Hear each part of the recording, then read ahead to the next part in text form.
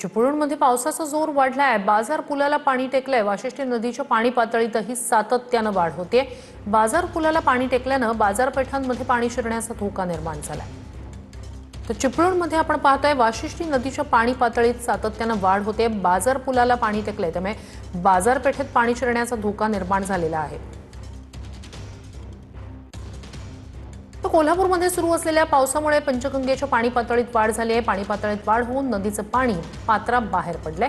सध्या पंचगंगेची पाणी पातळी 29 फूट 8 इंचांवर पोहोचले। 33 पेक्षा जास्त बंधारे पाण्याखाली गेलेत।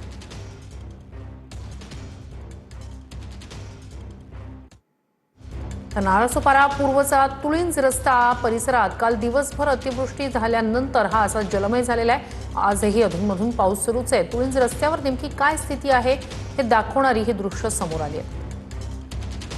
पूर्ण तुळींजचा रस्ता पाण्याखाली गेलेला आहे। इथली दुकानं आजूबाजूची जी आहेत ती सुद्धा बंद करण्याची वेळ अक्षरशः म्हणजे जशा समुद्रात आपण लाटा पाहतो किंवा आपल्याला लाटा समुद्रात जशा पाहता येतात तसंच या ठिकाणी जणू काही मागून एखादं वाहन येत असेल तर पुढे तशी लाट निर्माण होते। इतकं पाणी या संपूर्ण परिसरात आहे।